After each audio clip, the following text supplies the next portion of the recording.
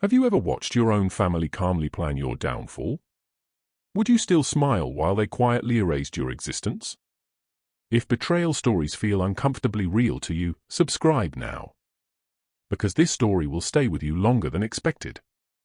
Tell me honestly in the comments below your hardest choice. Would you protect them or expose everything they built against you?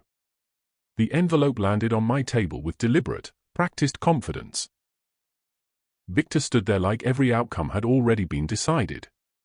He did not sit properly, he hovered with controlled impatience. That small detail revealed more truth than his polished smile. Clara stood behind him, watching me with quiet and fragile trust.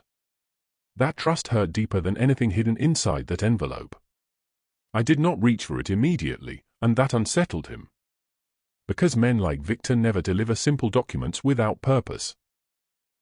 They deliver pressure disguised as opportunity and control hidden as kindness.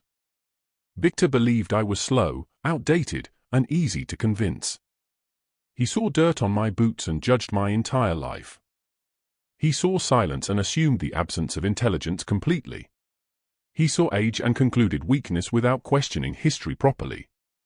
But I spent decades building things that never needed recognition. Quiet work creates power that loud men rarely understand correctly. I picked up the envelope with calm and deliberate movements. Its weight alone confirmed this was never routine paperwork. Victor watched closely, expecting confusion or hesitation from my side. Instead, I looked directly into his eyes without blinking once.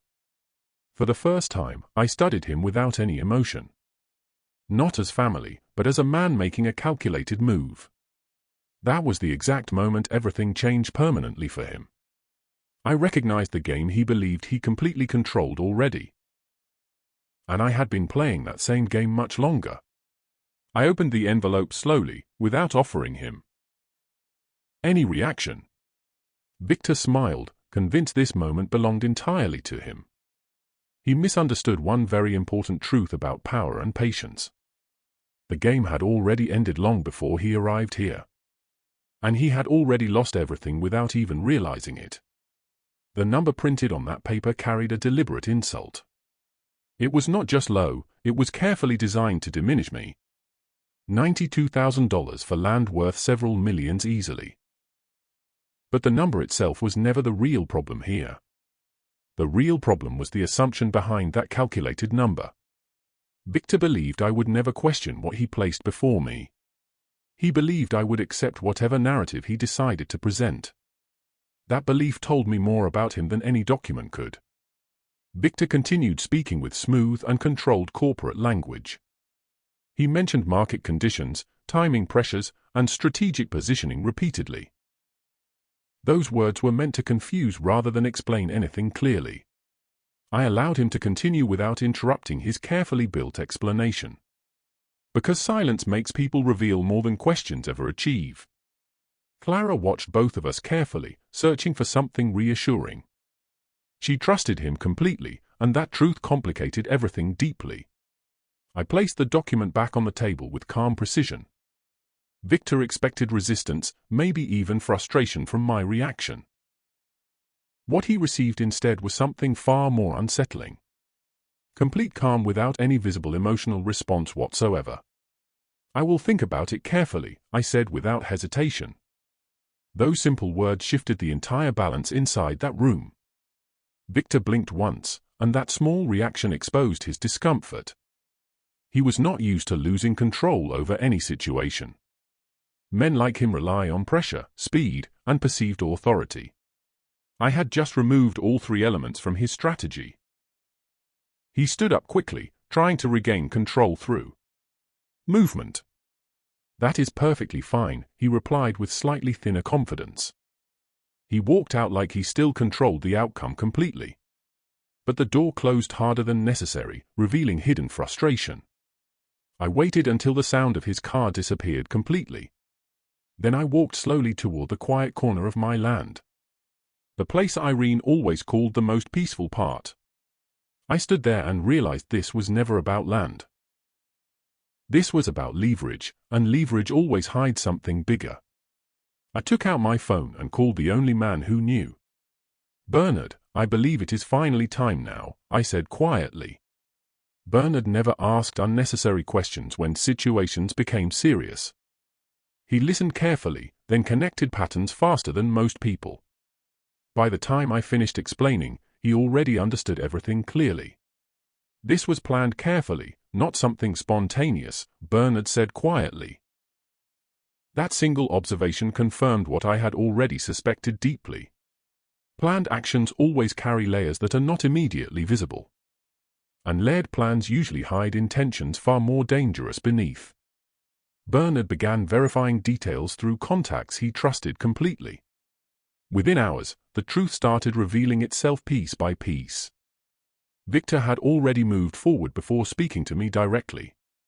A permit request had been filed quietly through a subsidiary company. The access route through my land was already marked as pending. But the wording suggested certainty rather than ongoing negotiation. That distinction was not accidental, it was deliberate misrepresentation. Victor had treated my agreement as something already guaranteed beforehand. That was not negotiation, that was calculated manipulation of authority. And worse, it had been documented within official government filings. I leaned back slowly and processed the full weight of this. Because now the situation had shifted beyond personal disagreement entirely. This was no longer about land, it had become strategic violation. Bernard's tone changed slightly as he revealed another important detail. The filing connects directly to company resources and personnel usage. That single connection changed everything in a significant legal way. It meant Victor used company power for personal advantage improperly. And actions like that trigger consequences that cannot be ignored. I remained silent for several seconds, thinking only about Clara. She had no idea what was unfolding behind these decisions. Truth does not just expose guilt, it destroys innocence nearby. Do we proceed with full action? Bernard asked calmly. That question carried weight far beyond its simple wording. I looked at Irene's photograph hanging quietly on the wall.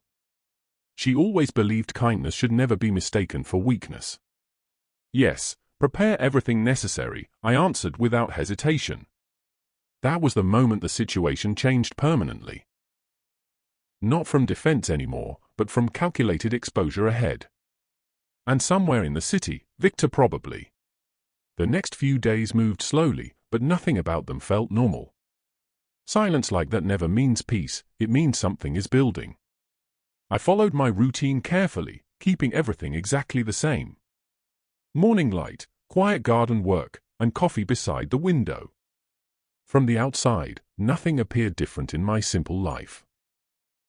But inside my mind, every move was being calculated precisely. Because Victor was not the type to stop after one attempt. Men like him escalate pressure when the first move fails. And right on time, he made his next calculated move. This time, he arrived without warning and without hesitation. But he did not come alone, and that changed everything. Donato walked in first, slower than I remembered from before. His eyes carried weight, the kind built from silent regret. Behind him, Elena entered with her usual quiet and gentle presence. Then Clara stepped in, still unaware of what was unfolding. That moment made everything clearer than before for me. Victor had turned this into a staged family situation deliberately. A setting where pressure replaces logic and emotion weakens resistance. People hesitate to create conflict when loved ones are watching. Victor understood that, and he planned to use it fully. We sat together at the table like any normal dinner gathering. Conversation felt forced, polite, and carefully balanced between tension. Victor remained relaxed, confident that control still belonged to him. He waited for the right moment, just like experienced manipulators do. Because timing is always the most powerful tool in control. Finally, after dessert was placed, he made his move again. A second envelope appeared, thicker and more deliberate than before. This should make everything easier for you, Victor said calmly. Not fair, not right, but easier, which revealed his thinking. I did not respond immediately, and that created visible discomfort. Instead, I looked directly at Donato for the first time. And in his eyes, I saw something that confirmed everything. Regret was already there, even before truth was spoken aloud. That meant Victor had hidden parts of this from him too. This was not just ambition anymore, this was layered deception. I placed my hand on the envelope, but did not open it. I kept my hand resting on the envelope without opening it. That single decision created the first visible crack in Victor's control. He expected movement, reaction, or emotional resistance from my side. Instead, I gave him stillness, and stillness unsettles people deeply. "I would like to show something first," I said calmly. That simple sentence shifted the atmosphere inside the entire room. Victor leaned back slightly, clearly confused by this unexpected turn. His plan did not include losing control of the sequence. I reached into my pocket and removed my phone slowly. No rush, no hesitation, just deliberate and controlled movement. Because tension grows stronger when it is stretched carefully. Clara watched me closely, her expression changing into concern now. Donato finally raised his eyes and looked directly at me. That moment mattered more than anything said so far. Because now he was ready to face whatever truth emerged next. I unlocked my phone and opened a single prepared document. Then I placed it on the table facing Victor clearly. No explanation was necessary, the document would speak everything itself. Victor leaned forward and began reading quickly at first. Then his eyes slowed as the meaning started becoming clear. And then everything stopped for him in that exact moment. His expression did not explode, it simply emptied completely. Like something inside him collapsed faster than he could react. Donato leaned closer and read the document more carefully. He did not need long, because he already understood its meaning. Elena placed her fork down slowly without making any sound. Clara remained completely still, her mind trying to catch up. Victor finally spoke, but his voice had already changed. "This document is not real," he said quietly. It was not anger, it was disbelief struggling to survive.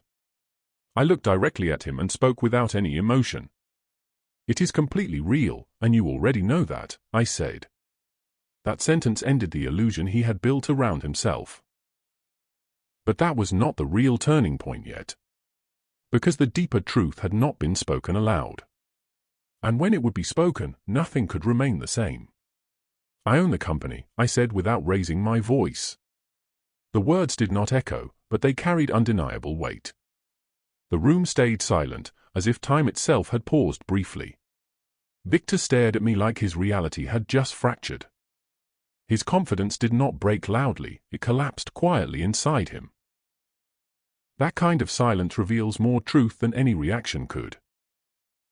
Donato leaned forward and read the document again slowly.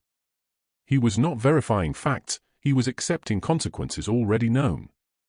Elena lowered her gaze, avoiding the tension filling the room. Clara looked at me with eyes searching for something stable. But I could not offer comfort when truth was unfolding fully. Victor let out a short laugh, but it held no strength. "You expect me to believe something like this?" he asked. His words tried to resist, but his posture revealed uncertainty clearly. I did not argue or raise my voice unnecessarily. Instead, I turned the phone slightly toward Donato again. "You should confirm everything yourself," I said calmly. Donato inhaled slowly before finally nodding once in silence. "It is true," he said, and that changed everything instantly. That single confirmation destroyed every illusion Victor had been living. Clara covered her mouth slightly, processing something much deeper now. Her husband was not powerful, he had been borrowing power blindly. Victor stepped back slightly, trying to create distance from truth. "You hid this from everyone deliberately," he said sharply. "No, I simply never needed to announce anything publicly," I replied. Because real power does not introduce itself to insecure minds loudly. It waits, observes carefully, and reveals itself only when necessary. Victor's breathing became uneven as pressure continued building inside him. That was when I realized something very clearly at that moment. He no longer controlled anything within this situation anymore. But control was not what I truly wanted from this outcome. I wanted something far more permanent than temporary control. I wanted him to understand exactly what he had done. And that understanding had only just begun to unfold. Victor began pacing slowly, trying to rebuild authority inside the room. Men like him cannot survive without controlling how others perceive them. When that perception breaks, they rush to rebuild it desperately. This changes nothing about the property situation, Victor said firmly. That sentence revealed desperation hidden behind forced confidence. Because he was trying to reduce something massive into something manageable. But the situation was no longer small, simple, or negotiable anymore. It changes everything about your position, I replied calmly. Victor turned toward me quickly, frustration rising beneath his voice. You cannot suddenly appear and rewrite everything like this, he said. But that was exactly what had already happened quietly. I tapped the table lightly, directing attention back to the document. You used company resources for personal leverage, I explained clearly. That action triggers Clause 22 in our agreement, I added. Victor froze slightly, recognizing something he had never considered before. Donato looked down again, already understanding where this was going. Clara turned toward Victor slowly, confusion now turning into concern. What does that clause mean exactly? She asked softly. I paused briefly, because that answer would change everything for her. It means he can be removed from his position immediately, I said. The room fell into complete silence after those words settled. Victor laughed again, but this time the sound was unstable. You think the board will actually support something like this? He asked. I leaned back slightly, maintaining calm control over the moment. They already know everything, I said without hesitation. Victor's expression shifted again, this time toward real concern. Because now he understood this was not an isolated confrontation. This was a structured response already set in motion quietly. You went behind my back and planned this, Victor said sharply. No, I responded after you acted first, I replied calmly. There is a difference between defense and retaliation when understood properly. Victor stopped pacing and stood completely still for a moment. That stillness told me something important had finally reached him. He was no longer fighting me, he was fighting reality itself. And reality is a battle nobody ever truly wins. Clara stood up slowly, her chair moving slightly across the floor. Her eyes moved between me and Victor with growing uncertainty. You knew about this the entire time, she asked him quietly. Victor hesitated, and that hesitation answered her question completely. Because truth often reveals itself through silence more than words. I was handling it properly, Victor replied, trying to recover control. But his explanation lacked the confidence it once carried easily. Clara shook her head slightly, struggling to process everything happening. You said this was just a simple agreement, she said. Her voice carried disappointment that cut deeper than any accusation. Victor stepped closer, trying to regain connection with her emotionally. I was protecting our future, he said with forced sincerity. That sentence might have worked before everything became visible. But now, it sounded like justification instead of truth. Clara looked at him for a long moment without speaking. Then she stepped back slightly, creating distance between them both. That movement changed something far more important than any argument. It showed that trust had already started breaking quietly. Victor noticed it immediately, and panic flickered behind his eyes. This is being twisted against me, he said, voice rising slightly. No, this is simply being revealed clearly now, I replied. There is a difference between distortion and exposure when truth arrives. Donato finally spoke again, his voice heavy with regret. You should have told me everything from the beginning, he said. Victor turned toward him quickly, anger mixing with disbelief now. I was building something bigger than what you left behind, he argued. But ambition without honesty always leads toward destruction eventually. Donato shook his head slowly, already seeing the outcome ahead. You were risking everything without understanding what you controlled, he said. That statement carried the weight of experience Victor never valued. Clara looked at me again, searching for something solid to hold. "Is there any way this can be fixed?" she asked quietly. I took a slow breath before answering her carefully. "Yes, but not in the way he expected," I said. "Because consequences do not disappear once they begin unfolding." Victor straightened his posture, forcing confidence back into his stance. "If this goes to the board, I will defend everything properly," he said. His voice was stronger now, but still carried underlying tension clearly. That was expected, because this was his final position to protect. "You can present whatever argument you believe supports you," I replied. "But the documentation has already been reviewed completely," I added calmly. Victor clenched his jaw slightly, processing limited options remaining now. "Then this becomes a legal fight, not a conversation anymore," he said. He believed escalation would give him leverage again somehow. But escalation only works when both sides hold equal ground. In this situation, that balance no longer existed at all. "This will not become a fight if you understand something clearly," I said. Victor looked at me, waiting for something he could counter easily.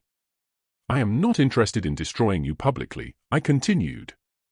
That statement surprised everyone at the table immediately. Because they expected punishment, not controlled resolution from me. Victor narrowed his eyes, trying to understand my intention fully. "Then what exactly do you want from this situation?" he asked. That question finally moved us toward the real. Conclusion ahead. "I want accountability, not chaos," I answered without hesitation. Clara looked at me, hope returning slightly within her expression.